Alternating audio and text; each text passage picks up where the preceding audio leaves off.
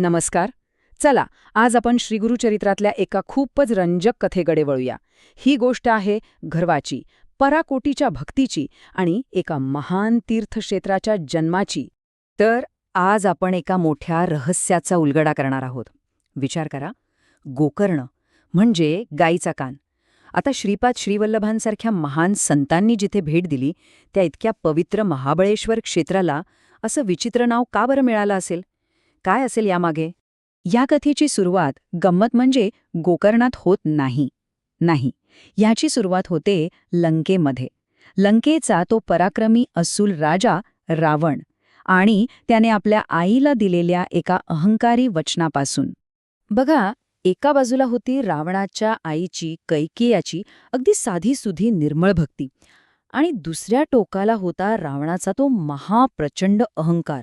आणि याच दोन टोकांच्या संघर्षातून एका अशा प्रतिज्ञेचा जन्म झाला ज्याने खरं सांगायचं तर अख्ख्या जगाचं भविष्यच बदलून टाकलं. आपली प्रतिज्ञा पूर्ण करण्यासाठी रावणाने काय केलं असेल? तो थेट कैलास पर्वतावर पोचला आणि आपल्या 20 हातांनी अख्खा पर्वत मुळासकट उखडायला लागला. पण भगवान शंकरांनी काय केलं? त्यांनी फक्त आपल्या डाव्या पायाच्या एका अंगठ्याने तो पर्वत दाबला आणि रावणाची 10ही डोकी त्याखाली चिरडली गेली. एका क्षणात त्याचा सगळा गर्व धुळीस मिळाला.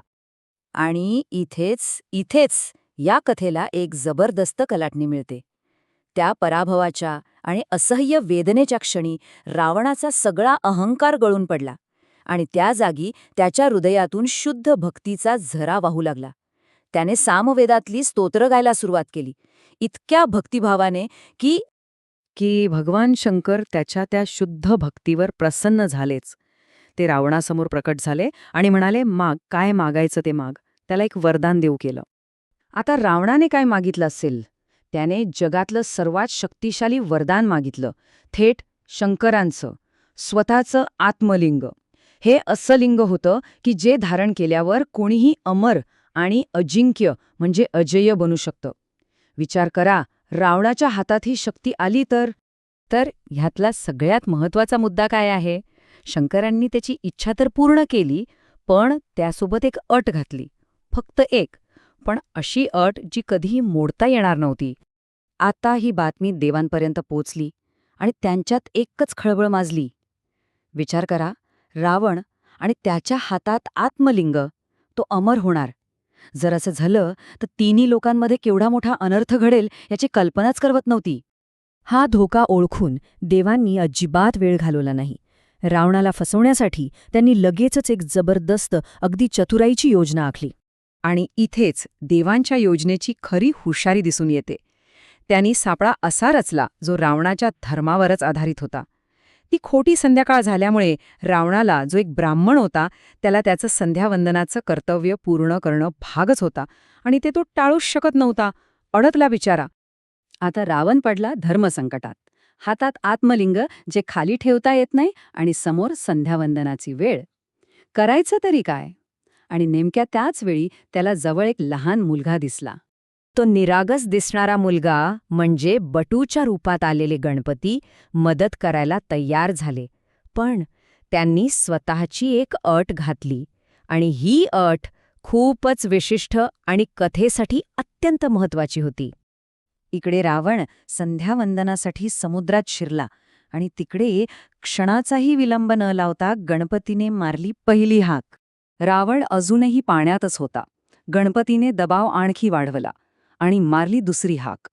रावण घाईघाईने परत यायच्या प्रयत्नात होता, पण तोपर्यंत खूप उशीर झाला होता. गणपतीने तिसरी आणि शेवटची हाक मारली आणि शंकरांनी घातलेली अट पूर्ण करत ते आत्मलिंग जमिनीवर ठेवून दिलं. आणि बस, इथूनच सुरू होतो रावणाच्या गर्वहरण्याचा अंतिम अध्याय आणि सोबतच गोकर्ण या नावाच्या जन्माची खरी कथा. ज्या क्षणी भगवान विष्णूंनी आपलं सुदर्शन चक्र बाजूला केलं, सूर्य पुन्हा तळपू लागला आणि रावणाला सगळा डाव लक्षात आला. आपल्यासोबत केवढा मोठा धोका झालाय हे कळताच त्याचा संताप अनावर झाला.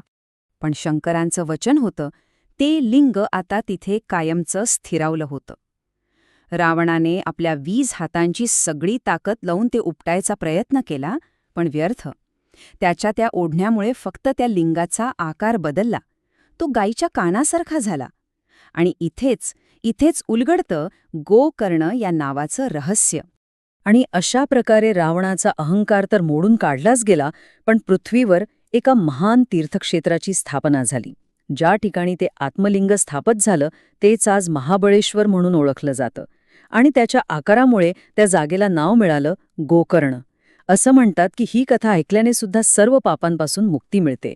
ही कथा जाता जाता आपल्याला एका मोठ्या प्रश्नावर विचार करायला लावते. अहंकार आणि भक्ती या दोन गोष्टींमधल्या संघर्षात खरा विजेता कोण असतो? रावणाने ते आत्मलिंग गमावलं हे खरंय, त्याच्या अहंकारामुळेच गमावलं. पण हेही विसरून चालणार नाही की तेच लिंग त्याला मिळालं होतं ते त्याच्या पराकोटीच्या भक्तीमुळे. मग विचार करण्यासारखी गोष्ट आहे नाही का? यात खरा विजेता कोण?